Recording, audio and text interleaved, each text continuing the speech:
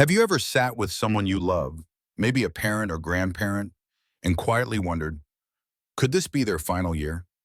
It's a hard thought, one that most of us gently push aside. But what if there were quiet signs, not alarms, not diagnoses, just small changes in daily life? Would you want to know? Because the truth is, science does give us clues. A research team at Yale followed hundreds of older adults during the final year of their lives. Month by month, they listened, they watched, and they recorded which symptoms appeared and when. What they found was both surprising and deeply human.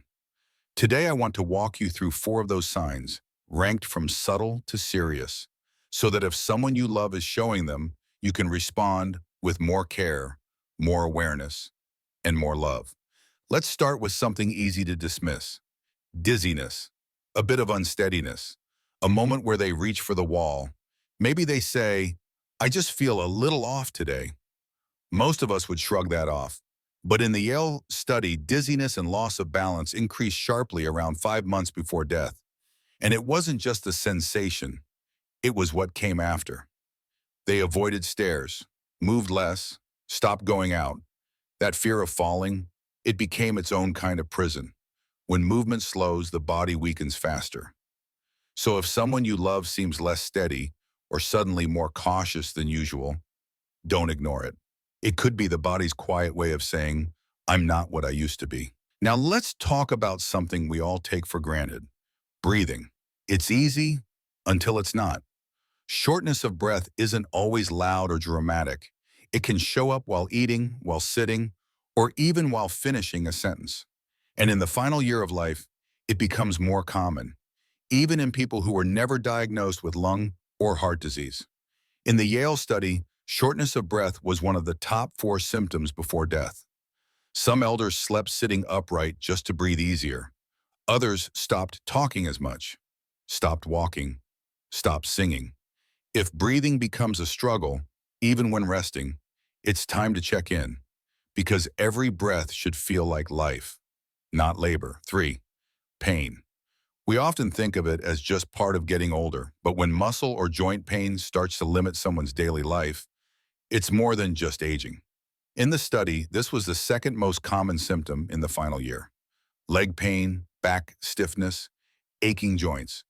Yes, they're common, but when pain prevents someone from walking, dressing, or even standing long enough to cook their favorite meal, it means something deeper.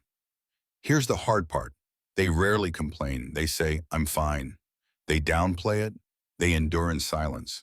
But we have to look closer, because unspoken pain often means hidden suffering and a shrinking world. 4, and now, fatigue. Not just being tired, but being truly deeply worn down. This was the most telling and the most reported sign in the final year of life. By the final month, over 57% of people in the study said fatigue limited what they could do every day. It's a kind of tiredness that seeps into the bones. Getting out of bed feels like climbing a mountain. Conversations feel too long. Showers feel like too much. And slowly, the person you love begins to pull away, not because they want to, but because they just can't anymore. Fatigue steals independence. But more than that, it's the body's quiet surrender. Let's recap. 4 signs that may appear in someone's final year of life: dizziness or loss of balance, shortness of breath, muscle or joint pain that limits movement, deep soul-level fatigue. These signs don't happen all at once. They build slowly, quietly, and most begin to rise sharply about 5 months before death. But here's what matters most. These signs aren't just warnings. They're invitations. Invitations to ask questions, to get support, to explore palliative care options focused on comfort, dignity, and presence. Because when we notice these things early, we don't just prepare for the end. We create space for a more peaceful, more meaningful final chapter. If this video spoke to you, please hit like and share it with someone who may need to hear it. Drop a comment if you've seen these signs, or if you're caring for someone showing them now. And remember, the smallest signs often carry the biggest truths, and real love listens when the body whispers.